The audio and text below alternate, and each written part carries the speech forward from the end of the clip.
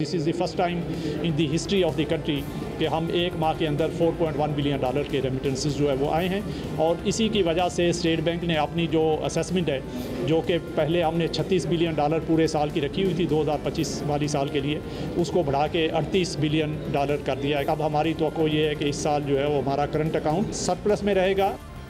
अस्सलाम वालेकुम, मैं हूं शाहजेब खानजादा। मार्च के महीने के मुआशी आदाद-ओ-शुमार सामने आ गए हैं और 57 साल की कम तरीन महंगाई के बाद पाकिस्तान ने तारीख की बुलंद तरीन तरसीलात ज़र हासिल की हैं। $3 अरब माहाना का नंबर तरसीलात ज़र के लिए एक अच्छा नंबर ख्याल किया जाता है और इसी हिसाब से हुकूमत ने $36 अरब सालाना तरसीलात ज़र की तवक्को की थी, मगर मार्च में तरसीलात ज़र ने तारीख में पहली दफ़ा माहाना $4 अरब की सतह क्रॉस कर ली है। बैरून मुल्क मुकीम पाकिस्तानियों ने $4.1 अरब की रिकॉर्ड तरसीलात ज़र भेजी हैं। मार्च में सबसे ज्यादा तरसीलात ज़र सऊदी अरब से आई, $987 मिलियन, यानी तकरीबन $1 अरब की एक माह में तरसीलात ज़र सऊदी अरब से आई, जो गुज़िश्ता साल से 40% ज्यादा हैं। दूसरे नंबर पर $842 मिलियन के साथ मुत्तहदा अरब अमारात रहा, जहां से गुज़िश्ता बरस के मुकाबले में 54% ज्यादा तरसीलात ज़र आई। तीसरे नंबर पर तरसीलात ज़र बरतानिया से $684 मिलियन आई, जो गुज़िश्ता बरस से 48% ज्यादा है। अमेरिका से $419 मिलियन की तरसीलात ज़र आई, जो गुज़िश्ता बरस से 12% ज्यादा है। यूरोपीय ममालिक से $433 मिलियन की तरसीलात ज़र आई, जो गुज़िश्ता बरस से 38% ज्यादा है। कुवैत, ओमान और दीगर ममालिक से भी तरसीलात ज़र में इजाफा देखा गया है और गवर्नर स्टेट बैंक के मुताबिक इस साल तरसीलात ज़र का हदफ $38 अरब होगा, जबकि इस पूरे माली साल में करंट अकाउंट सरप्लस रहने की तवक्को है। पाकिस्तान ने इस माली साल के 8 माह यानी जुलाई से फरवरी तक $691 मिलियन का करंट अकाउंट सरप्लस रिकॉर्ड किया था और तवक्को थी कि इस माली साल के बाकी 4 माह में दरामदाद में इजाफे के बाइस ये करंट अकाउंट सरप्लस खसारे में बदल सकता है। मगर मार्च में $4.1 अरब की तरसीलात ज़र के बाद करंट अकाउंट सरप्लस की तवक्कात और बढ़ गई हैं, क्योंकि मार्च में तिजारती खसारा $2.1 अरब रिकॉर्ड किया गया, बरामदात $2.6 अरब रही, दरामदात $4.7 अरब रही। इस वजह से करंट अकाउंट सरप्लस की तवक्कात हैं। दूसरी तरफ मुल्क में एक तरफ करंट अकाउंट सरप्लस है, मगर दूसरी तरफ बैरूनी कर्ज की मद में टारगेट में कम वसूलियों और माजी के कर्ज की अदायगी की वजह से ज़र मुबादला के ज़खायर में मुसलसल कमी हो रही है। हालांकि जून से दिसंबर तक स्टेट बैंक ने मार्केट से $5.5 अरब खरीदे, मगर बैरूनी कर्ज की अदायगियों और टारगेट से कम फाइनेंशियल इनफ्लोज की वजह से स्टेट बैंक के ज़र मुबादला के ज़खायर $12 अरब की सतह से मजीद कम होकर 4 अप्रैल को $10.6 अरब की सतह पर आ गए। मगर गवर्नर स्टेट बैंक के मुताबिक जून तक ये ज़खायर $14 अरब की सतह पर पहुंच जाएंगे, जबकि गवर्नर स्टेट बैंक के मुताबिक इस माली साल में $26 अरब की बैरूनी कर्ज की अदायगी करना थी, जिसमें से $16 अरब का रोल ओवर या रिफाइनेंस होना था और इस $16 अरब में से $12 अरब के रोल ओवर या रिफाइनेंस का इंतजाम हो चुका है, बाकी का हो जाएगा। जबकि इस माली साल में बाकी मानदा $10 अरब में से $8 अरब की अदायगी की जा चुकी है। गवर्नर स्टेट बैंक के मुताबिक इस माली साल में एग्रीकल्चर सेक्टर का आउटपुट तवक्कात से कम रहने की वजह से 2.5% से 3% तरक्की रहेगी। अगर एग्रीकल्चर सेक्टर गुज़िश्ता बरस जैसी कारकर्दगी दिखाता तो इस माली साल में 4.2% GDP तरक्की होती। लेटेस्ट हमारी जो स्टेट बैंक की असेसमेंट है कि हमारे यहाँ GDP ग्रोथ जो है इस साल जो है वो 3% के करीब रहेगा और ये 3% भी इसलिए रहेगा कि एग्रीकल्चर में ज़रा स्लो डाउन है। एग्रीकल्चर जो पिछले साल जो 8% ग्रोथ थी, इस साल जो है 1% हुई है और आगे भी उसमें स्लो जो है रफ्तार नज़र आ रही है। उसकी वजह से जो है वो हमारा ओवरऑल ग्रोथ जो है वो 3% रहेगा। जितनी पिछले साल एग्रीकल्चर में ग्रोथ थी, इस साल भी अगर वही लेवल रहता तो ये हमारी ग्रोथ जो है वो 4.2% के करीब होती। इसके अलावा गवर्नर स्टेट बैंक ने इंदिया भी दिया है कि इस माह से महंगाई में इजाफा होगा और बज़ाहिर इसकी वजह यह है कि जिस हाई बेस इफेक्ट की वजह से महंगाई की सतह तवक्कात से भी बहुत कम आ रही थी, अब अप्रैल के महीने से वो हाई बेस इफेक्ट कम होना शुरू हो जाएगा। दूसरी तरफ मुआशी इस्तेहकाम के बावजूद मुल्क में मुआशी तरक्की के इम्कानात पर मुसलसल खदशात का इजहार किया जा रहा है। इस माली साल के पहले क्वार्टर में रिवाइज GDP ग्रोथ महज 1.34% और दूसरे क्वार्टर में 1.73% रही, जिसकी बुनियादी वजह एग्रीकल्चर सेक्टर की ग्रोथ महज 1% रहना है। जबकि इस माली साल के दोनों क्वार्टर्स में इंडस्ट्रियल ग्रोथ मनफी है, पावर जनरेशन भी मुसलसल मनफी है। पावर जनरेशन इस माली साल के 8 माह में मनफी 3% रही है, फरवरी में 5 साल की कम तरीन सतह पर रही है। दूसरी तरफ मार्च के महीने में भी FBR ने टारगेट से $100 अरब कम टैक्स इकट्ठा किया, जिससे टैक्स शॉर्टफॉल इस माली साल के 9 माह में $725 अरब पर पहुंच गया है। IMF के साथ पाकिस्तान का स्टाफ लेवल मुआहिदा हो चुका है, मगर टैक्स एहदाफ हासिल करने और टैक्स रिफॉर्म्स करने में नाकामी एक बहुत बड़ा मसला है। मुआशी एशारिये क्या बता रहे हैं, मईशत आगे कैसी नजर आती है? Governor state bank Jamil Ahmed साहब हमारे साथ मौजूद। जमील अहमद साहब, बहुत शुक्रिया मुझे ज्वाइन करने के लिए। सबसे पहले तरसीलात ज़र 4.1 अरब डॉलर्स रहना, और आप ये कह रहे हैं कि पूरे माली साल के लिए करंट अकाउंट सरप्लस रहने की तवक्को है। मार्च के महीने में कितना बड़ा करंट अकाउंट सरप्लस की तवक्को की जा सकती है? सबसे पहले तो शाहजेब साहब शुक्रिया, आपने मुझे प्रोग्राम में मदऊ किया। अभी जो मार्च का जो करंट अकाउंट का नंबर है वो तो अभी फाइनल नहीं हुआ, हम इस प्रोसेस में अभी उसमें थोड़ा सा और टाइम लगेगा। नॉर्मली ये 20 तारीख तक जो है वो फाइनल हो जाता है, तो इंशाल्लाह ये जल्दी भी ये शेयर कर लेंगे। लेकिन मेरा ख्याल है कि हमारे तवक्को हमारी यही है कि इस दफ़ा जो है वो पिछले जो 1-2 महीने हैं उनसे काफ़ी बेहतर रहेगा।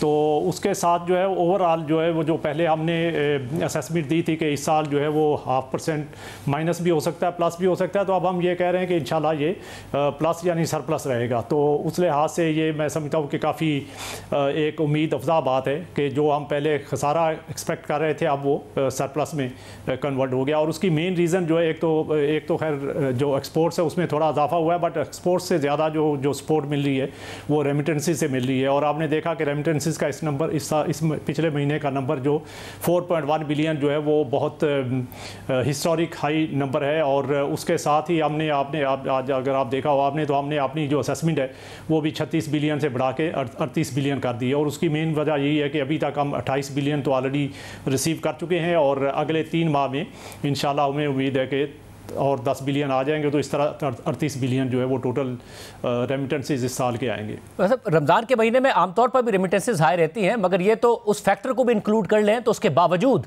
4.1 अरब डॉलर्स बहुत बड़ा नंबर है। बुनियादी वजूहात क्या हैं इतना हाई रेमिटेंस नंबर आने की? जी, एक तो शाहजेब साहब जैसे आपने कहा कि एक तो रमज़ान का फैक्टर है, तो रमज़ान की बरकत अपनी जगह पे आपको पता है कि हर साल जब रमज़ान आता है तो उसमें हमारे पाकिस्तानी भाई जो है वो पहले से ज़्यादा कुछ आम महीनों से ज़्यादा रेमिटेंसेस भेजते हैं, तो एक तो वो फैक्टर तो अपनी जगह पे है। और उसके अलावा उनकी मेहनत और मैं समझता हूँ कि उनकी काविशों का भी बड़ा कंट्रीब्यूशन है, और हम यकीनन उनकी इन कोशिशों को बहुत सराहते हैं। उसके साथ साथ जो है वो आपने देखा कि चूँकि ज़्यादातर हमारे वर्कर्स गल्फ़ कंट्रीज़ में हैं, तो वहाँ पे इकनॉमिक एक्टिविटी जो है वो बेहतर चल रही है, और उसमें प्रोजेक्ट्स वगैरह नए लग रहे हैं, और नंबर ऑफ़ वर्कर्स जो हैं वो हमारे काफ़ी गए हैं गल्फ़ कंट्रीज़ के अंदर। तो यूएई और सऊदी अरेबिया दोनों के रेमिटेंसेस काफ़ी बड़े हैं। और लेकिन इसके साथ साथ कुछ फैक्टर जो दूसरे भी हैं। एक तो हमने इंसेंटिव स्कीम जो गवर्नमेंट की तरफ से जो रिवाइज़ की थी, तो इस साल का इंसेंटिव स्ट्रक्चर जो है वो बहुत बेहतर है as compared to previous year. उसका रिज़ल्ट ये है कि जो रेमिटेंसेस कुछ जो है वो इनफॉर्मल चैनल से आते थे तो वो कुछ डाइवर्ट हुए हैं। और उसके साथ साथ जो है वो आपने देखा होगा कि हमारा जो है वो ओपन मार्केट का रेट और इंटरबैंक का रेट जो है उसमें पहले जो गैप होता था वो गैप भी अब काफ़ी कम हो चुका, तो उसकी वजह से भी इसमें काफ़ी जो है वो बेहतरी आई है। और लोग ज़्यादातर जो है वो फार्मल चैनल्स को यूज़ कर रहे हैं, बैंकिंग चैनल के ज़रिए जो है वो रेमिटेंसेस आ रही हैं, और उसके नतीजे में जो रेमिटेंसेस का जो फ्लो है वो काफ़ी बेहतर हुआ है। और इसके अलावा मार्केट सेंटीमेंट भी है कि आपने देखा कि एक्सचेंज रेट स्टेबिलिटी है, और मार्केट ओवरऑल एफएक्स मार्केट जो है वो बहुत बेहतर परफॉर्म कर रही है। तो इन सब का एक मैं समझता हूँ कि ये कंबाइंड इफेक्ट है जिसकी वजह से रेमिटेंसेस का फ्लो जनरली भी आपने देखा होगा पिछले 1 साल के दौरान काफ़ी बेहतर रहा है। और इस महीने चूँकि मार्च के महीने में चूँकि रमज़ान फैक्टर था तो उसकी वजह से उसमें और ज़्यादा बूस्ट आया है। मतलब जैसा कि आप कह रहे हैं कि जो फॉरेन एक्सचेंज है, जो करेंसी का रेट है उसमें इस्तेहकाम नज़र आ रहा है। एक खदशे का ये ज़ाहिर ज़रूर किया जा रहा था कि जैसे ही शरह सूद कम होगी, क्योंकि बहुत सारे लोगों ने पैसे बैंक्स में रखे हैं, तो दोबारा जो डॉलराइजेशन थी कि लोग एक इन्वेस्टमेंट एवेन्यू के तौर पर डॉलर की तरफ जा रहे थे, उस तरफ ना जाना शुरू हो जाए। अभी तक तो इस्तेहकाम है, मगर इस वक्त स्टेट बैंक कैसे मार्केट को रीड कर रहा है, ऐसे कोई आसार नहीं नजर आ रहे हैं? जी, मैं शाहजेब साहब एक्सचेंज रेट के ऊपर तो ज़्यादा बात नहीं करूंगा, लेकिन मैं आपको ये बता सकता हूं कि चूँकि इस वक्त जो है वो मार्केट बहुत अच्छा परफॉर्म कर रही है, और उसमें चूँकि इनफ्लोज बहुत बेहतर है, ना सिर्फ हमारे रेमिटेंसेस के बल्कि एक्सपोर्ट्स, और उसके अलावा आरडीए के अगर आपने इनफ्लो देखा हो तो उसमें भी काफ़ी बेहतरी आई है। और उसके साथ साथ हमारे उसके अलावा जो इनफ्लोज आते हैं उसमें जनरली जो है वो मार्केट की सूरत हाल बेहतर है, और मार्केट में लिक्विडिटी जो है वो बेहतर होने की वजह से वो एक्सचेंज रेट के ऊपर भी पॉजिटिव इम्पैक्ट है। और उसके साथ ही अगर आप देखें तो हमें जो एक बहुत बड़ा रिलीफ मिल रहा है इस वक्त वो ऑयल प्राइसेस की वजह से है, क्योंकि ऑयल प्राइसेस जो कम हुई है उसकी वजह से जो हमारा ऑयल का जो बिल है, इंपोर्ट बिल, वो उसमें काफ़ी रिडक्शन आई है। मैं आज भी जैसे मैंने आप वहाँ पे बताया था स्टॉक एक्सचेंज में भी कि हमारा जो मिड 2022 के अंदर जो ऑयल बिल था वो तकरीबन 2.5 बिलियन पर मंथ था, और अब इस वक्त जो करंट बिल है वो 1.4 बिलियन के करीब है। तो इसलिए इस तरह 1 बिलियन की तकरीबन जो है हमें ऑयल इंपोर्ट्स में जो है वो रिलीफ मिल रहा है, और साथ ही साथ जो है वो हमारी नॉन ऑयल इंपोर्ट्स जो हैं उसमें इंक्रीज़ हुआ है, लेकिन वो इंक्रीज़ आप समझे कि पहले अगर 3.3 बिलियन था 22 के अंदर ऑन एवरेज मंथली जो इंपोर्ट्स थी नॉन ऑयल, तो इस वक्त बढ़ के वो तकरीबन 3.8 बिलियन पे चली गई हैं। तो ये तकरीबन हाफ बिलियन वहाँ पे इंपोर्ट्स में इंक्रीज़ हुआ है, लेकिन साथ ऑयल इंपोर्ट्स में तकरीबन 1 बिलियन का जो है वो कमी आई है। तो उसके नतीजे में हमें जो इंपोर्ट बिल के अंदर जो है वो तकरीबन ½ बिलियन जो है वो रिलीफ मिल रहा है, और उसकी वजह से हम जो स्टेट बैंक की तरफ से मार्केट में इंटरवेंशन करके और डॉलर बाइंग कर रहे हैं, और उसकी वजह से जो है हमारे रिजर्व्स को भी सपोर्ट मिल रही है, और साथ साथ जो है वो एक्सचेंज रेट को भी सपोर्ट मिल रही है। मतलब तकरीबन दिसंबर तक स्टेट बैंक ने $5.5 अरब मार्केट से बाय किए, और उसकी वजह से तवक्को ये थी कि हमारे ज़र मुबादला के ज़खायर बढ़े, मगर $10.6 अरब पर आए। $1 अरब तो ज़ाहिर चाइना का है, अगर वो वापस आ जाता है तो, मगर आप $14 अरब टारगेट कर रहे हैं जून के लिए, किस बुनियाद पर कर रहे हैं? क्योंकि करंट अकाउंट सरप्लस रहने के बावजूद स्टेट बैंक की तरफ से $5.5 अरब बाय करने के बावजूद मार्केट से, क्योंकि हमें बैरूनी कर्जे टारगेट से बहुत कम मिले, उसकी वजह से प्रेशर ही रहा फॉरेन एक्सचेंज रिजर्व्स पर। तो आप क्या एक्सपेक्ट कर रहे हैं कि बेहतर इनफ्लोज होंगे अब? जी, एक तो पिछले साल हमने जो पूरे कैलेंडर ईयर में तकरीबन $9.5 बिलियन जो मार्केट से बाई किए हैं जनवरी से दिसंबर 2024 तक, तो $9.5 billion is a huge amount. So एक तो वहाँ से हमें काफ़ी सपोर्ट मिला है, और इसी की वजह से आपने देखा होगा कि हमारे रिजर्व्स जो दिसंबर में तकरीबन 12.3 बिलियन के करीब चले गए थे। लेकिन बाद में उसमें चूँकि हमारी जो डेट पेमेंट्स हैं वो काफ़ी अमाउंट उनका बढ़ा हुआ था, तो डेट रीपेमेंट करने की वजह से रिजर्व्स के ऊपर थोड़ा प्रेशर आया, और लेकिन उसके साथ जो इन्फ्लोज उस वक्त एक्सपेक्टेड थे वो उसमें थोड़ा सा जो है वो टाइम लैग आ गया, और उसकी वजह से चूँकि इन्फ्लोज नहीं आए थे और आउटफ्लोज हमारे जो रीपेमेंट्स के थे वो पहले हो गए, तो इसलिए ये टाइम लैग की वजह से थोड़ा रिजर्व्स के ऊपर प्रेशर आया, और रिजर्व हमारे तकरीबन 2 बिलियन से कम हुए, इस वक्त कोई 10.7 बिलियन के करीब है। तो लेकिन आने वाले ये 2-2.5 माह के अंदर हम एक्सपेक्ट कर रहे हैं कि हमारे इन्फ्लोज जो है वो उसमें बेहतरी आएगी, और ख़ासकर IMF प्रोग्राम जब हो जाएगा तो बोर्ड अप्रूवल, तो उसके बाद उसमें बेहतरी आएगी। तो उसकी वजह से, और साथ जो हमारे कुछ रेमिटेंसेस के फ्लोज बेहतर हुए हैं, तो इस सब को मिला के इंशाल्लाह वी आर एक्सपेक्टिंग कि ये हमारे $4 से $5 बिलियन फर्दर जो है वो 30 जून से पहले आएंगे। और चूँकि हमने डेट रीपेमेंट्स ज़्यादातर ऑलरेडी कर ली हैं, आज भी जैसे मैंने बताया था कि टोटल हमारा रीपेबल अमाउंट जो है तकरीबन $10 बिलियन था, उसमें $8 बिलियन हम ऑलरेडी पे कर चुके हैं, तो तकरीबन $2 बिलियन हमने बाकी ये 2.5 माह के अंदर पे करना है, जबकि हमारे एक्सपेक्टेड इनफ्लोज जो है वो $4 से $5 बिलियन है। तो इसको आप देखें कि तकरीबन $2-3 बिलियन का तो हमें यहीं से इनफ्लोज से एक्सपेक्टेड है। फिर उसके अलावा हमारी मार्केट इंटरवेंशन भी हो रही हैं और कुछ दूसरे इनफ्लोज भी आ रहे हैं, तो ये सब मिला के हमने जो अब टारगेट रखा है रिजर्व्स का, जो कि पहले $13 बिलियन था जून के एंड तक, अब इंशाल्लाह बढ़ के वो $14 बिलियन तक जो है वो चले जाएंगे। तो वी आर एक्सपेक्टिंग कि एटलीस्ट $14 बिलियन रिजर्व्स जो है वो स्टेट बैंक उस लेवल को अचीव कर लेगा बाई एंड जून 2025। मतलब गुज़िश्ता मॉनेटरी पॉलिसी में जो कॉशियस स्टांस था वो इस बात पर भी था कि बैनुल-अक़वामी मार्केट्स में अगर कोई तब्दीलियाँ आती हैं तो उसकी वजह से प्राइसेस में इजाफा हो सकता है, ये कंसर्न बहरहाल था। मगर अब तो जो कुछ सदर ट्रंप की तरफ से इकदाम हुए, आप खुद जिक्र कर रहे हैं कि तेल की कीमतों में कमी आई, जिससे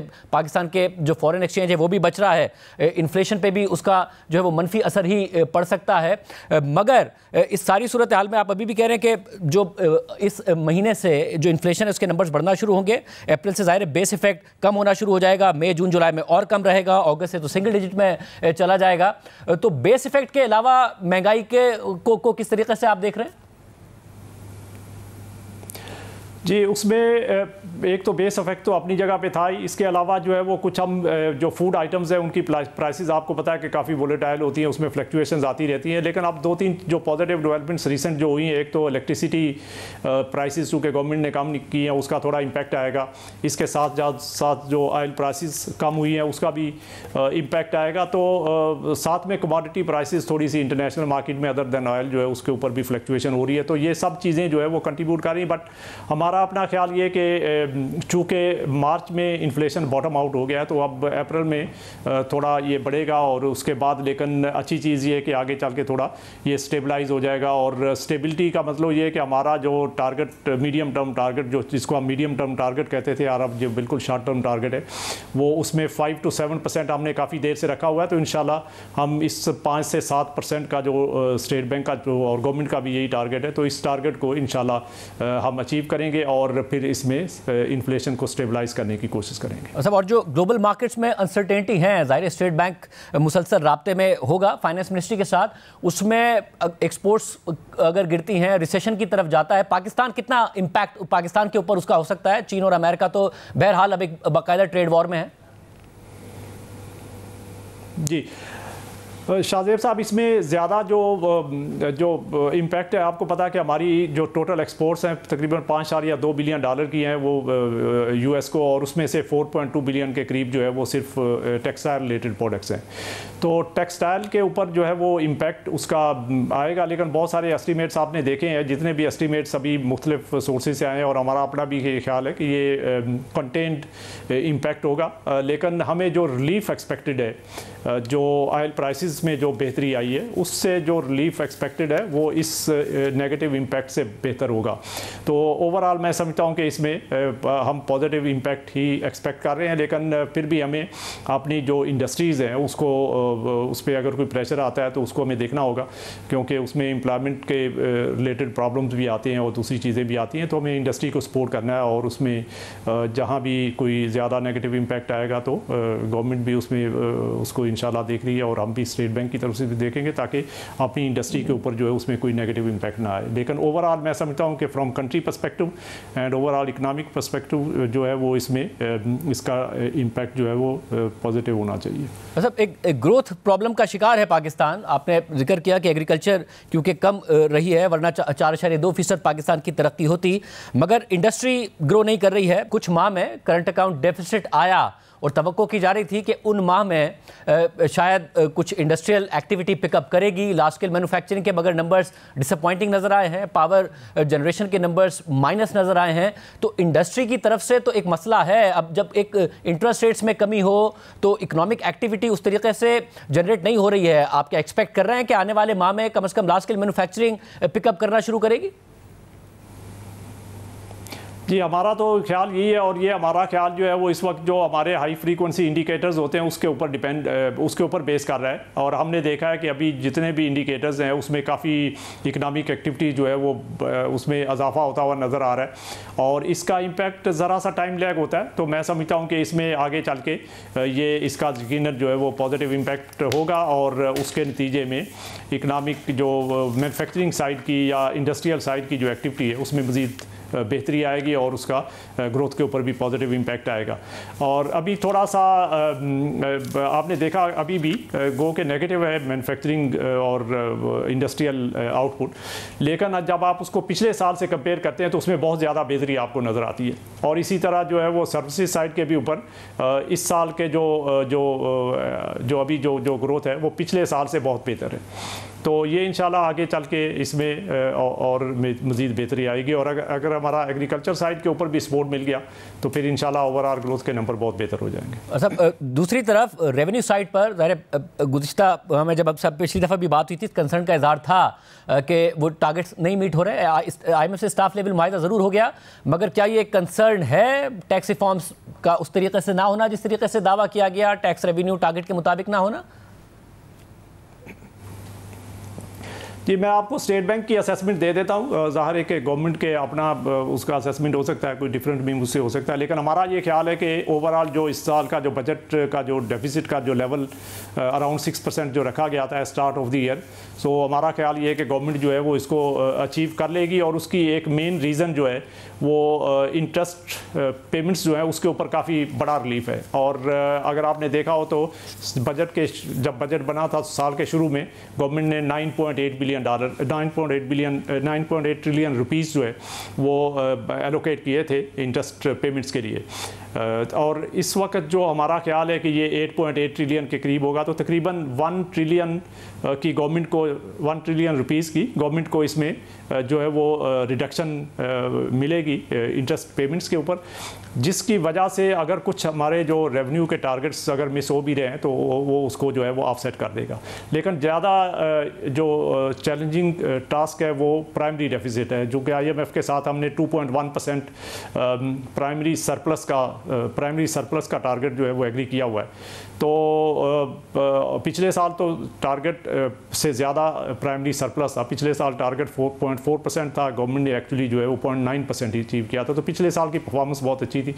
इस साल जो है वो अभी तक की परफॉर्मेंस बहुत अच्छी है और आगे चल के अगर गवर्नमेंट ने मेंटेन कर लिया तो आई थिंक ये 2.1% का टारगेट जो हमें अचीव करना है ये अचीव हो पाएगा। लेकिन इसमें यकीनन जो है वो चैलेंजेस भी दरपेश है। मतलब जो ओवरऑल ज़ाहिर जो बार बार बात की जाती है, स्टेट बैंक भी अपनी कमेंट्री में, आप भी अपने इंटरव्यूज़ में जिक्र कर चुके हैं उस बूम बस्ट साइकिल का, ये इदराक है, क्योंकि वज़ीर आज़म बारहा जिक्र करते हैं कि जब ग्रोथ की तरफ जाना है, ग्रोथ की तरफ जाना है, मगर हमें नज़र आता है कि एक्सपोर्ट्स में वो ग्रोथ नहीं है जो कि पाकिस्तान को ग्रोथ की तरफ लेके जाए। अभी तक इदराक है इस बात का कि इस स्टेबिलिटी के फेस को कंटिन्यू करना है जब तक कि पाकिस्तान में कोई ग्रोथ के लिए नज़र ना आए कि हाँ जी हम अब एक्सपोर्ट्स के ज़रिए ग्रोथ की तरफ जा सकते हैं।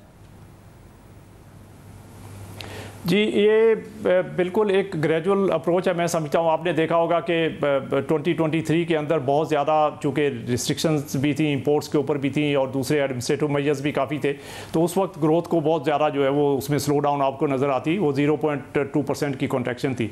बट लास्ट ईयर जैसे मैंने पहले कहा, आपने देखा कि उसमें 2.5% का जो है वो इजाफा हुआ था और इस साल जो है वो तकरीबन 3% होगा। तो ये ग्रेजुअली आप देखें कि इसमें इम्प्रूवमेंट आ रही है और हमारा ख्याल यही है कि ये अगर हम इसको थोड़ा बैलेंस करके चलेंगे और सस्टेनेबल ग्रोथ बनाएंगे तो के तौर पे लेके चलेंगे तो इंशाल्लाह इसमें आहिस्ता आहिस्ता जो है वो और बेहतरी आएगी। लेकिन अगर हमने बहुत ज़्यादा करंट अकाउंट डेफिसिट रन कर लिया या उसमें फिर हमारे बैलेंस ऑफ पेमेंट प्रॉब्लम जो कि 22 के अंदर या 21 में जिस तरह के हमारे इशूज़ थे, तो फिर हमें उसी तरह के प्रॉब्लम्स जो है वो फिर दरपेश होंगे। तो इसलिए हमने उस सिचुएशन को हर हाल में अवॉइड करना है और बहुत काशियस अप्रोच से चलना है ताकि हमारा ग्रोथ का जो लेवल है वो भी बढ़े और एट द सेम टाइम हमारे एक्सटर्नल जो इश्यूज़ होते हैं या इन्फ्लेशन के जो प्रॉब्लम्स हमें आते हैं तो वो सब भी मैनेजेबल तरीके से हम उनको लेके चलें।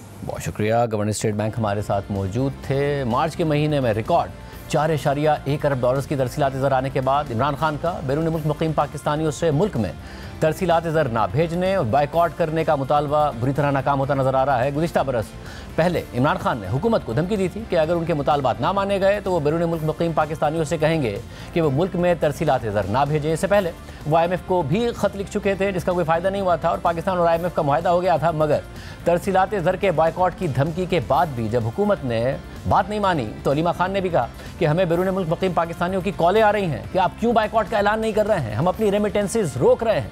मगर इमरान खान ने कहा है कि मैं थोड़े दिन मुल्क के लिए इंतज़ार कर लेता हूँ, अगर हुकूमत ने मेरे 2 मुतालबात पूरे ना किए तो बिल्कुल तरसीलात ज़र रोकने की कॉल दूंगा।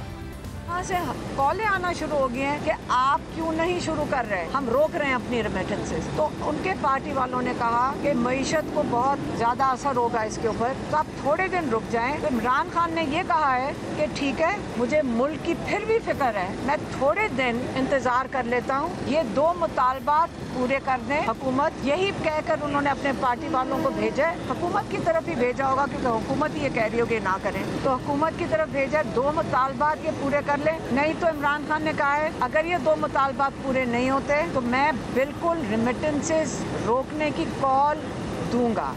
हुकूमत ने मुतालबात नहीं माने और इमरान खान ने बैरून मुल्क मुक़ीम पाकिस्तानियों से तरसीलात ज़र ना भेजने का मुतालबा कर दिया, बॉयकॉट का ऐलान कर दिया, मगर फिर भी तरसीलात ज़र में इजाफा देखा गया। तरसीलात ज़र $3 अरब से ज़्यादा ही रही। इमरान खान और तहरीक इंसाफ के सोशल मीडिया अकाउंट से बार बार तरसीलात ज़र रोकने का मुतालबा किया जाता रहा, मगर तरसीलात ज़र बढ़ती रही। जनवरी में तहरीक इंसाफ के तर्जुमान शेख वकास अकरम ने कहा था कि तरसीलात ज़र रोकने का असर 2-3 महीने बाद नजर आएगा। पाकिस्तान तहरीक इंसाफ की तरफ से वो ओवरसीज़ को इमरान खान साहब की कॉल भी जा चुकी है। ये भी आपको 2-3 महीनों के अंदर आपको अंदाज़ा हो जाएगा जैसे ही ये चीज़ें सामने आएंगी कि इसमें और क्या असर पड़ता है। मगर 3 माह गुजरने के बाद तरसीलात ज़र $4 अरब से भी ऊपर जा चुकी हैं। प्रोग्राम में एक ब्रेक शामिल करते हैं। अमरीकी कांग्रेस का 3 रुकनी वफ़द पाकिस्तान के दौरे पर आया हुआ है और मुख्तलिफ शख्सियात और आला ओहदेदारों से मुलाकातें कर रहा है। सदर ट्रंप की रिपब्लिकन पार्टी से ताल्लुक़ रखने वाले अमरीकी कांग्रेसमैन जैक बर्गमैन इस वफ्द की सरबराही कर रहे हैं। उनके साथ डेमोक्रेट कांग्रेसमैन थॉमस रिचर्ड और जोनाथन जैक्सन भी पाकिस्तान के दौरे पर आए हुए हैं। गुज़िश्ता रोज़ इस वफ्द की army chief general Asim Munir से मुलाकात हुई थी। इसके साथ वज़ीर दाखिला मोहसिन नकवी और वज़ीर मनसूबाबंदी एहसन इकबाल भी इस वफ्द से मिल चुके हैं। साथ ही ये वफ्द अरकान पार्लियामेंट से भी मुलाकातें कर रहा है। दिलचस्प बात यह है कि इस मामले पर भी पीटीआई में तनाज़ा खड़ा हो गया है। एक तकरीब में पीटीआई के 2 अरकान कौमी असम्बली आतिफ खान और डॉक्टर अमजद की अमरीकी वफ्द से मुलाकात हुई, लेकिन पीटीआई क़यादत दावा कर रही है कि पीटीआई को बतौर पार्लिमानी जमात अमरीकी वफ्द से मुलाकात के लिए स्पीकर कौमी असम्बली की जानिब से दावत ही नहीं दी गई। जियो न्यूज़ के नुमाइंदे हैदर शराजी से बात करते हुए पीटीआई के रहनुमा और सेनेट में अपोजिशन लीडर शिबली फराज ने कहा, स्पीकर कौमी असम्बली की बदनीयती है कि कौमी असम्बली और सेनेट में अपोजिशन लीडर्स को आगाही नहीं किया गया। इससे पहले स्पेन के वफ्द की आमद पर भी अपोजिशन लीडर को आगाह नहीं किया गया था। शिबली फराज के मुताबिक स्पीकर ने पीटीआई का नहीं बल्कि हाउस का वकार मजरू किया है। स्पीकर को चाहिए था कि अपोजिशन लीडर और पार्लिमानी लीडर को आगाह करते, जबकि चेयरमैन तहरीक इंसाफ बैरिस्टर गौहर खान ने कहा है कि मुलाकात के लिए ना ही कोई कार्ड आया और ना ही व्हाट्सएप पर रब्ता किया गया। अमरीकी सिफारत खाने की जानिब से भी कोई कार्ड या दावतनामा नहीं भेजा गया। अगर हमसे कोई राब्ता होता तो हम ज़रूर जाते। आज मैं पता करूंगा स्पीकर साहब के ऑफिस से भी और उनके प्रोटोकॉल ऑफिस से। मुझे पास तो ना कोई मैसेज आया, ना कोई व्हाट्सएप आया, ना कोई कार्ड आया है, ना ही कोई इनविटेशन आई है। मैंने उमर साहब से भी कंफर्म किया था और मैंने शिबली साहब से भी कंफर्म कर लिया था। उन्होंने भी यही कहा था कि इनको इन्विटेशन नहीं आया था। अगर हमारे पास कोई ऐसी इन्विटेशन तो हम ज़रूर वो कर लेंगे। अमरीकी वफ्द से मुलाकात करने वाले पीटीआई के रुकने कौमी असम्बली आतिफ खान का कहना है कि मेरे इल्म में ये बात आई है कि बैरिस्टर गौहर खान और उमर अयूब को बुलाया गया था, लेकिन मुझे मालूम नहीं है कि उन्हें दावतनामा मिला था या नहीं।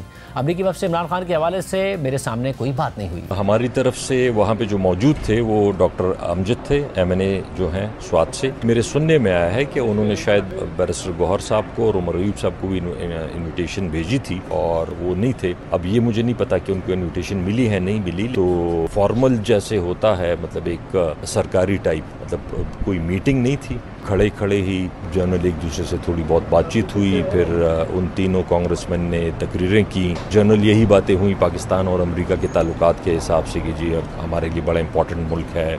इस वफ्त में शामिल चंद अफराद के बारे में कहा जा रहा था कि वो ख्वाहिश का इजहार करते रहे कि बानी से अडियाला में मुलाकात हो जाए। क्या इस वफ्त में से किसी ने मुलाकात की है और बानी की रहाई के लिए भी क्या कोई राब्ते हो रहे हैं? इस मुलाकात के अलावा भी कोई ऐसा है? कुछ जो पाकिस्तानी अमेरिकन हैं वो भी आए भी थे। उन्होंने आपस में जो डिस्कशन की हो या अगर जो भी फैसला किया हो, वहाँ पे हमारे सामने या हमारे साथ इस तरह की कोई बात नहीं हुई। इस नए तनाज़े पर पीटीआई की पार्लिमानी कमेटी के इजलास में भी पीटीआई क़यादत से सवालात किए गए। जियो न्यूज़ के नुमाइंदे हैदर शराजी की खबर के मुताबिक जरताज गुल की सरबराही में पार्लिमानी पार्टी के इजलास में पार्टी अरकान ने अमरीकी कांग्रेस के वफ्द की आमद पर पार्लिमानी पार्टी को आगाह न करने का इल्ज़ाम लगाया है। अरकान के मुताबिक स्पीकर ऑफिस ने अपोजिशन से रब्ता किया था, लेकिन हमारे अरकान ने पार्लिमानी पार्टी को बताया नहीं। अरकान ने मुतालबा किया है कि बैरिस्टर गौहर खान, उमर अयूब और आमिर डोगर इस हवाले से अरकान को एतमाद मिले। मीटिंग के बाद जरताज गुल ने तस्लीम किया कि स्पीकर ऑफिस की जानिब से पार्टी के चीफ व्हिप आमिर डोगर से वीकेंड पर रब्ता किया गया।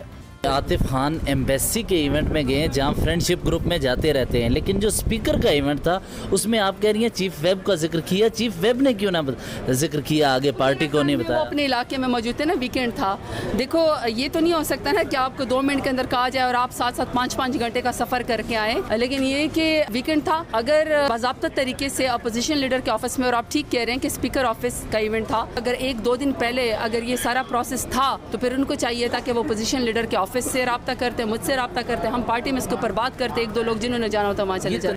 सिर्फ यही नहीं, पीटीआई इमरान खान के हवाले से इस अमरीकी वफ्द से बहुत ज़्यादा उम्मीदें वाबस्ता कर रही थी, लेकिन अभी तक ऐसी कोई पेशरफ्त या बात सामने नहीं आई। बल्कि ये वफ्द आर्मी चीफ समेत आला हुकूमती शख्सियात से खुशगवार अंदाज में मुलाकातें कर रहा है, जिस पर सोशल मीडिया पर पीटीआई के हिमायत याफ्ता सार्फिन वफ्द के अरकान से शिकवे शिकायतें कर रहे हैं और हुकूमती हिमायत याफ्ता सोशल मीडिया सार्फिन पीटीआई की लॉबिंग नाकाम होने का तंज कर रहे हैं। अमेरिका के तीनों अरकान कांग्रेस माजी में इमरान खान के हक में आवाज़ उठा चुके हैं। अमेरिकी कांग्रेस के इस वफ्द की पाकिस्तान आमद और मुलाकात के मामले पर भी पीटीआई में तनाज़ा क्यों खड़ा हो गया है। नुमाइंदा जियो न्यूज़ हैदर शिराजी ने तमाम अरकान से बात की, हमारे साथ मौजूद है। बहुत शुक्रिया हैदर, क्या मामला है पीटीआई के अंदर, क्यों इस मामले पर भी तनाज़ा खड़ा हो गया है? स्पीकर को परदारे तनकीद भी कर रहे हैं, मगर ये भी कह रहे हैं कि चीफ विप को मौसूल हो गया था, वीकेंड पर हुआ था, पार्टी अरकान कह रहे हैं व्हाट्सएप पे हमें नहीं बताया गया, क्या हो रहा है? ये जो तनाज़ा खड़ा हो गया है ये उस वक्त शुरू हुआ जब चेयरमैन पाकिस्तान तहरीक-ए-इंसाफ बैरिस्टर गौहर से हमने पूछा कि जो अमरीकी वफ्द के साथ मुलाकातें हो रही हैं तो क्या इसमें पेशरफ्त हुई है। उन्होंने साफ इनकार कर दिया कि हमें तो स्पीकर कौमी असम्बली की जानिब से बुलाया ही नहीं गया। हालांकि स्पीकर चैम्बर की जानिब से आज हमें बताया गया कि स्पीकर जब भी कोई ऐसा इवेंट बुलाते हैं, इवेंट होता है जिसमें इंटरनेशनल डेलीगेशन हो, तो वो अपोजिशन से रब्ता करते हैं और इस मरतबा भी ऐसा हुआ। जबकि बैरिस्टर गौहर कह रहे थे कि उन्हें ना स्पीकर की जानिब से रब्ता किया गया, ना अपोजिशन लीडर से रब्ता किया गया, और मैंने अपोजिशन लीडर के ऑफिस में ऑफिशियल्स जो बैठे हुए हैं उनसे पूछा तो उन्होंने कहा कोई ऐसा रब्ता, इन्विटेशन या व्हाट्सएप पर किसी ने कुछ पीटीआई के को नहीं कहा कि आप आएँ। जिसको ये हमने सुना, उसके बाद हम दोबारा पार्लिमानी पार्टी के रहनुमाओं से बातचीत के लिए गए तो उन्होंने हमें बताया कि पार्लिमानी पार्टी में भी हम ये मामला आज उठा रहे हैं कि स्पीकर चैम्बर की जानिब से जब बताया जा रहा है कि इस अपोजिशन को ऐसी मीटिंग्स में दावत दी गई है तो हमें क्यों नहीं बताया गया या पार्लिमानी लीडर को क्यों नहीं इससे आगाह किया गया। जिसके बाद पार्लिमानी लीडर ने अरकान से पूछा और बाद में ये पता चला, जिसका जिक्र जरताज गुल ने खुद किया है, कि जो आमर डोगर चीफ वेब हैं उनके ज़रिए माजी में भी स्पीकर राब्ते करते रहे हैं, चाहे पब्लिक अकाउंट्स कमेटी चेयरमैन तैनात करने का मामला हो या दीगर अमूर हो, तो इस मरतबा भी चीफ वेब के ज़रिए राब्ता किया गया। लेकिन शिबली फराज शायद उनको मुकम्मल मालूमात नहीं थी या बैरिस्टर गौहर को भी मुकम्मल मालूमात नहीं थी उस तरह के स्पीकर के ने कोई राब्ता किया है या उन्हें बताया नहीं गया। इस हवाले से चीफ वेब ने आगे नहीं बताया और पार्टी के अरकान दो सीनियर रहनुमा हैं, वो जियो न्यूज़ से गुफ्तगू करते हुए उन्होंने ये दावा किया है कि चीफ वेब आमिर डोगर और बैरिस्टर गौहर दोनों से रब्ता किया गया था और दोनों चूँकि इस्लामाबाद में मौजूद नहीं थे, उन्होंने इस हवाले से आगे पार्टी को बताना मुनासिब ना समझा। बहुत शुक्रिया। दूसरी तरफ इमरान खान और बुशरा बीबी के खिलाफ तोशाखाना केस 2 की आखिरी समाअत को अब 2 महीने होने वाले हैं। आज भी अडयाला जेल में तोशाखाना केस 2 की समाअत मुकर्रर थी, लेकिन कल रात को ही अदालती अमले की जानिब से इमरान खान के वकील खालिद यूसुफ चौधरी को समाअत मनसूख होने के हवाले से आगाह कर दिया गया, जिसके बाद अगली समाअत 28 अप्रैल को रखी गई है। जिससे ये सवाल उठ रहा है कि इमरान खान तक रसाई को महदूद करने के लिए जिस तरह हुकूमत मुलाकातों को कंट्रोल कर रही है और जेल हुकाम के जरिए अपनी मर्जी चला रही है, तो क्या जेल में समाअतें रुकवाने का मकसद भी यही है कि इमरान खान तक वुकला, फैमिली और मीडिया की रसाई ख़त्म की जा सके? क्योंकि इमरान खान के कई केसेस में देखा गया है कि जब हुकूमत चाहती है कि केस जल्द ख़त्म हो जाए और इमरान खान को सज़ा मिले तो जजेस ना सिर्फ रोज़ाना की बुनियाद पर समातें करते हैं, बल्कि बाज़ औक़ात समातें रातों को भी जारी रहती हैं और फिर ये जजेस इंतहाई उजरत में कानूनी तकाज़ों को पूरा किए बगैर मुतराज़ फैसले सुनाकर चले जाते हैं। लेकिन हालिया दिनों में हुकूमत ने इसके बरक्स केसेस को ताख़ीर का शिकार करने की पॉलिसी इख्तियार कर ली है ताकि इमरान खान तक रसाई को महदूद किया जा सके। और यही वजह है कि इमरान खान से मुलाकातों और उनके पैगामात के हवाले से खुद पीटीआई में एक नहीं कई कन्फ्यूजन्स पैदा हो गई हैं और पार्टी इख्तलाफात में मजीद इजाफा हो रहा है। ईद के दिनों में आदम सवाती को इमरान खान तक रसाई दी गई तो उन्होंने दावा किया कि इमरान खान ने उन्हें एस्टैब्लिशमेंट से बातचीत की इजाज़त दे दी है। पीटीआई में आदम सवाती के बयान को लेकर तनाज़ा खड़ा हो गया, मुज़ाहमती और मुफाहमती धरड़े आमने सामने आ गए। मगर फिर जब ईद के बाद जेल इंतजामिया ने अपनी मर्जी के मुताबिक बैरिस्टर गौहर खान और अली जफ़र को इमरान खान तक रसाई दी तो उन दोनों ने आदम सवाती के बयान की तायीद कर दी। बिल्कुल मुलाकात आज हुई है और जहाँ तक ताल्लुक है हमारा मुज़ाकरात का या कोई डायलॉग का, जो स्वाति साहब ने जो किया था एक वीलॉग, और उसमें मैंने पूछा उनसे कि आपने क्या इंस्ट्रक्शंस दी थी, तो उन्होंने यही कहा कि हाँ, मैंने कहा था कि अगर मुल्क और कौम के लिए ज़रूरत है किसी किस्म की मुज़ाकरात की या डायलॉग की तो वो ज़रूर उनको मैंने परमिशन दी है। और उसमें मैंने बड़ा वाज़ेह तौर पे ये कहा है कि मेरा ज़ाती कोई उसमें मुफाद ना ढूंढा जाए, ना बात की जाए। खान साहब ने कहा मैंने इस्टेब्लिशमेंट के साथ कभी ताल्लुकात का दरवाज़ा, मुज़ाकरात का दरवाज़ा बंद नहीं किया है। मैं आज भी मुज़ाकरात के लिए तैयार हूँ। वो जो हमने कॉल अप किए हैं वो कमेटी के थे, गवर्नमेंट के साथ। मैंने कभी इस्टेब्लिशमेंट के साथ कोई दरवाज़ा बंद नहीं किया। मगर पार्टी के सेक्रेटरी जनरल सलमान अकबर राजा कह रहे हैं कि आजम सवाती के एस्टैब्लिशमेंट से बातचीत की कोशिशों से पार्टी का कोई ताल्लुक नहीं है, वो ज़ाती हैसियत में काम कर रहे हैं। आजम सवाती साहब ने उस दिन मुलाकात की थी इमरान खान साहब से और इसके बाद उन्होंने पहले आके अपना एक बयान दिया, फिर उन्होंने 2 रोज़ पहले एक टीवी चैनल पे भी आके कहा कि बाकायदा मुझे इमरान खान ने कहा है कि मैं तुम पे ट्रस्ट करता हूं, तुम्हारी बड़ी कुर्बानियां हैं, तुम जाओ बातचीत करो, मेरी तरफ से तुम्हें गो अहेड है। इफरादी तौर पे वो कर रहे हैं, इसका पार्टी की पॉलिटिकल कमेटी से कोई ताल्लुक नहीं है और ये अपनी वो सही कर रही है। अगर कोई वो बात करती है तो फिलहाल पार्टी की सतह पे और इमरान खान साहब की सतह पे ही होगी और कोई ऐसी बात नहीं होगी जैसा कि मैंने अर्ज किया जो आइन, कानून और मीडिया की आज़ादी की बहाली से हटकर हो।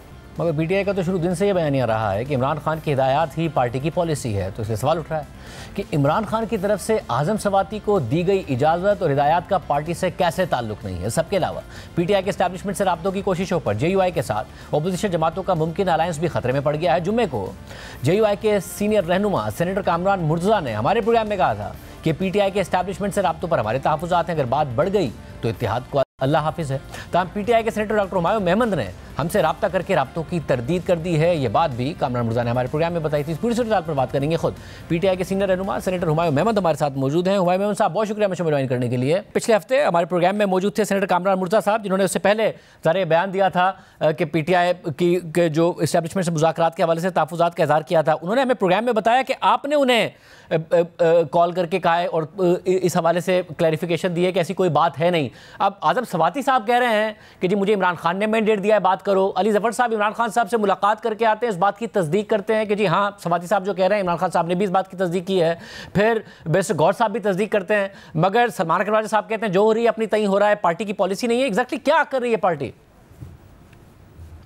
बिस्मिल्लाहिर्रहमानिर्रहीम, या का नाबुदु व या का नस्तईन। देखिए, आपने जो जो बातें कही हैं, अगर आप उसको खुद ही डॉट्स जोड़ दे तो आपका जवाब उसी सब चीज़ों के अंदर है। सिंपल सी बात ये है, मुझे पता चला था कि जेयूआई बैक ऑफ कर गई है from negotiation. Somebody told me कि जी जेयूआई ने बैक ऑफ कर दिया, उन्होंने ख़त्म कर दिया। तो I just called Kamran Murtaza साहब, मैंने कहा आपने ये बैक ऑफ कर दिया? उन्होंने कहा नहीं, हमने कोई बैक ऑफ नहीं किया, हमारे 19 और 20 को हमारी मीटिंग होगी, उसमें पता चलेगा, लेकिन हमारे कुछ खदशात हैं। मैंने कहा क्या खदशात है? उन्होंने कहा जी बातचीत हो रही है आपकी। मैंने कहा देखिए, to the best of my knowledge there is no official channel which is open. जो आजम सवाती की बातों से मुझे पता चला था, जो मेरा अंदाजा हुआ था उनके 2 इंटरव्यूज सुनने का, एक जो उन्होंने खुद कहा था और एक जो एक एंकर पर्सन उनसे kind of putting the words in his mouth was कि उन्होंने कहा था कि मैं इमरान खान के पास गया था और मैंने उनसे इजाज़त मांगी कि इस तरह ये है, और वो उन्होंने मुझे इजाज़त दी। और मैं इस बात की तस्दीक अली ज़फ़र ने कहा है कि बिल्कुल की है। लेकिन अली ज़फ़र ने साथ एक और बात की थी, उन्होंने कहा था कि इमरान खान ने ये कहा था कि मेरे जो है ना ज़ाती हैसियत पे कोई बात नहीं करनी, आपने जो बातें करनी है वो at the level of the state या पाकिस्तान करनी है, कि पाकिस्तान के जो मसाइल हैं उनके ऊपर डिस्कशन करनी है, नॉट अराउंड इमरान खान के क्या मसाइल हैं। तो ये चीज मुझे समझ आती है कि मगर देखिए ना, जब आपकी पार्टी बार बार कहती है कि जो लफ्ज़ इमरान खान साहब का लफ्ज़ है वो फाइनल लफ्ज़ है, अगर बैरिस्टर गौहर साहब कहते हैं कि जो इमरान खान साहब ने कह दिया बस वही पार्टी है, बाकी जो पार्टी का मंशूर, पार्टी का आइन, उसे एक तरफ रखें। जब इमरान खान साहब ने आजम सवाती को कह दिया तो फिर पार्टी के सेक्रेटरी जनरल ये कैसे कह रहे हैं कि ये कोई पार्टी पॉलिसी नहीं है? फिर पार्टी पॉलिसी क्या है? अगर इमरान खान साहब ने कहा है कि जाके बात कर लो तो पार्टी पॉलिसी तो यही हुई ना। नहीं, देखिए इस तरह होता है। मैं आपको एक चीज अगेन मेरी अंडरस्टैंडिंग है, हो सकता है सही हो सकता है गलत हो। मैं जाके कहता हूँ कि इमरान खान साहब या खान साहब, मेरे कुछ जराए हैं, मैं उनसे ये चीज बात करना चाहता हूँ। तो आप मुझे कह दो कि हाँ ठीक है तुम्हारी मर्जी है, जाके कर लो, मुझे कोई इतराज नहीं है। That is one thing. एक होता है कि मैं कहता हूँ कि यार आजम ख्वादी तुम इधर आओ, ये एजेंडा है, इस पे जाके तुम बात करो। Now that is party policy. एक होता है कि अपने तौर पे कुछ करना चाह रहा है, सब कुछ कर रहा है, आप उन्हें कहते हो यार ठीक है जो तुमने करना है कर लो, लेकिन मेक श्योर एक चीज करो कि मगर डॉक्टर साहब कोई आउटसाइडर हो तो अलग बात है ना। पार्टी के इतने सीनियर रहनुमा अगर रिप्रेजेंट कर रहे हैं और इमरान खान साहब के कहने पर कर रहे हैं तो पार्टी की ही तरफ से अप्रोच समझा जाएगा, या फिर कोई थर्ड पार्टी जिसको वो अप्रोच करेंगे वो उसको इस तरह देखे कि आजम सवाती आए तो इमरान खान साहब के अप्रूवल से हैं मगर आए जाती हैसियत में है, इसलिए मैं इसको, फिर वो इसी तरह डील करे उन्हें? नहीं देखिए, मेरी जो अंडरस्टैंडिंग है, जो पार्टी पॉलिसी होती है ना, फॉर एग्जांपल आजम स्वाति साहब जो है, इसमें कोई शक नहीं है, एक बड़े सीनियर रुकन है, सेनेटर भी रह चुके हैं, मिनिस्टर्स भी रह चुके हैं, बड़े खान साहब के साथ बड़े उनका 1-on-1 भी चलता रहा है। लेकिन जो पार्टी पॉलिसी होती है ना, उसके ऊपर पार्टी के अंदर डिस्कशन होती है, उसके ऊपर आपका जो chairman, let's say Imran Khan अगर आजकल नहीं है तो चेयरमैन, जो प्रेजेंट चेयरमैन होगा, जो सेक्रेटरी जनरल होगा, जो इंफॉर्मेशन सेक्रेटरी होगा, जो आपकी पॉलिटिकल कमेटी होगी, ये सारे ऑन बोर्ड होंगे। Now that is party policy. अब उसके बाद वो लोग नॉमिनेट कर देते हैं कि हाँ यार तुम्हारे ताल्लुकात हर तरफ अच्छे, तुम चले जाओ, दैट इज पार्टी पॉलिसी। फिर वो जाके इमरान खान से इजाजत ले, दैट इज पार्टी पॉलिसी। लेकिन मगर साहब अगर कोई पेशरफ्त कर ले आजम सवाती साहब तो फिर वो आगे बढ़ जाएंगे तो क्या पार्टी पीछे से हट जाएगी? या फिर अगर पेशरफ्त हो गई तो वेल एंड गुड, नहीं हुई तो फिर आजम सवाती का जाती अमल था? नहीं देखिए, ये जाती अमल था, ये जाती अमल है और शायद रहेगा। सेक्रेटरी जनरल साहब ने अपने आप को इससे डिस्टेंस कर लिया। So as per party policy secretary general और सेक्रेटरी इंफॉर्मेशन ने जो कहा है मैं उसको लेकर चल सकता हूँ। मैं अपनी कोई और जो है ना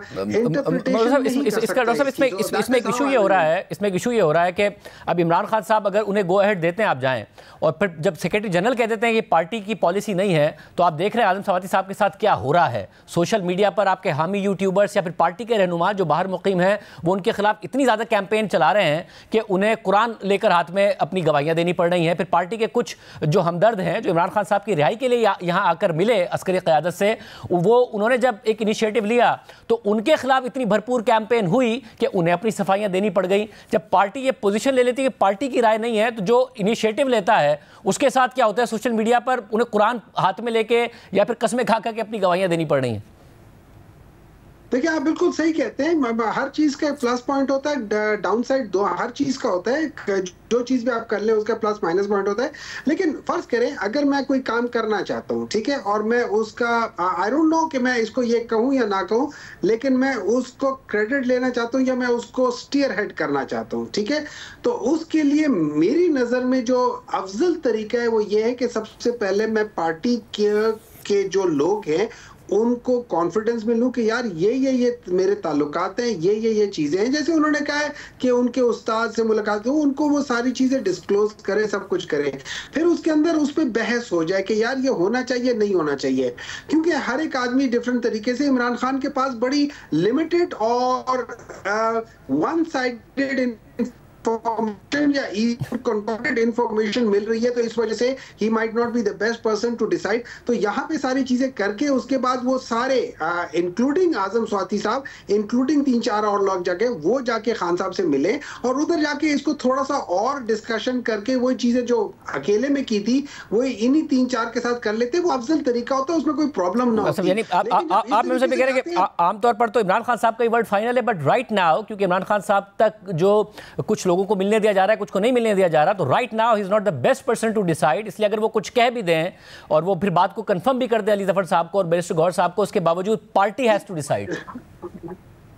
इमरान खान को जो इंफॉर्मेशन जा रही है मेरी नजर में वो ट्रू इंफॉर्मेशन नहीं जा रही है, वन साइडेड। लेट्स से अगर हुमायूं जाके अकेला मिलता है या हुमायूं के दोस्त हमेशा जाके मिलते हैं, हमारा एक ही स्कूल ऑफ थॉट है, एक ही स्कूल ऑफ थॉट वाले एक ही नजरिए से करेंगे, दूसरा नजरिया शायद ना हो सके, और इस किस्म की चीजें प्लस मेमन साहब ये इस पर एक सवाल पैदा होता है कि इसका मतलब है आप ये कह रहे हैं कि आजम सवाती हो या अली जफर साहब हो, वो फैक्चुअल इंफॉर्मेशन नहीं दे रहे हैं उन्हें, जिसकी वजह से वो ये बात कर रहे हैं। मैंने इसकी बात की नहीं, मैंने किसी का नाम नहीं लिया। जो गवर्नमेंट है ना या जो जेल इंतजामिया वो जिसके भी अंडर कंट्रोल है, वो क्या कर रहे हैं, वो पिक एंड चूज करके लोगों को जाने दे रहे हैं। अच्छा, पिक एंड चूज में ये हो जाता है कि हर दफा हुमायूं का नाम आ जाता है, किसी और का नहीं आता। तो अब लोग समझते हैं कि हुमायूं जो है ना वो क्वेश्चनेबल हो गया है, ये सारी चीजें।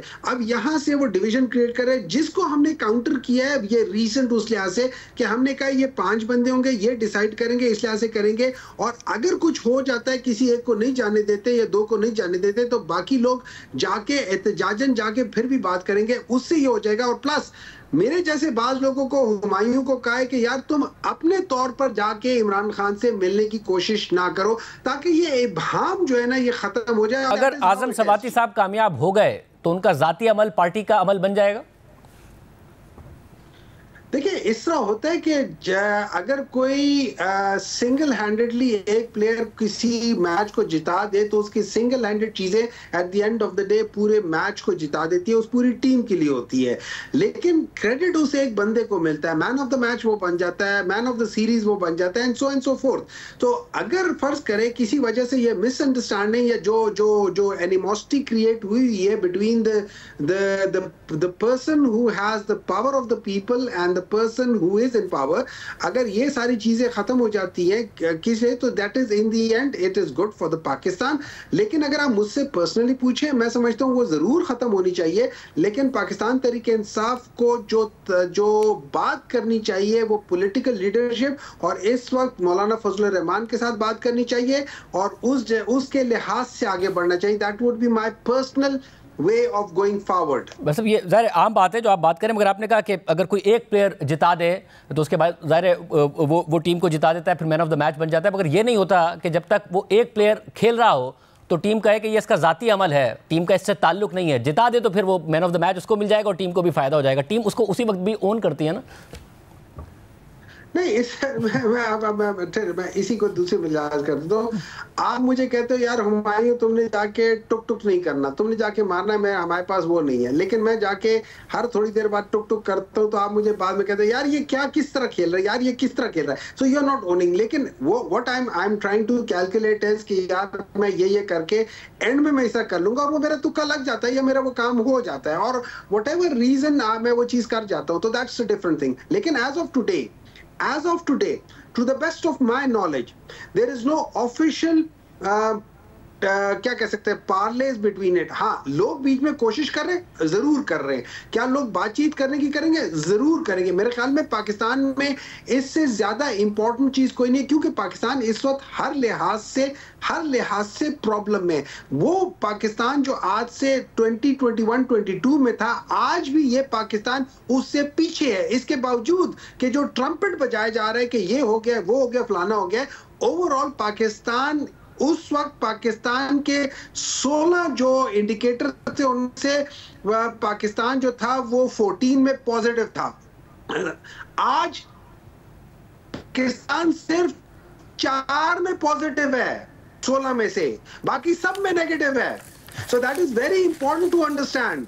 पाकिस्तान आज हर 16 जो इकोनॉमिक इंडिकेटर्स हैं उनमें से सिर्फ 4 में पॉजिटिव है, बाकी सब में नेगेटिव है। Negative means in terms of last year, पिछले साल जो चीज थी उससे आज पाकिस्तान नेगेटिव में है। और इसी लिहाज से जब 2022 में था तो वो सारी चीजें जो पाकिस्तान को मिली थी पहले, उससे पाकिस्तान पॉजिटिव चला गया था 14 इंडिकेटर्स पे। बहुत शुक्रिया। मौका आपने सुना। आज के प्रोग्राम में इतना ही। अल्लाह हाफिज़।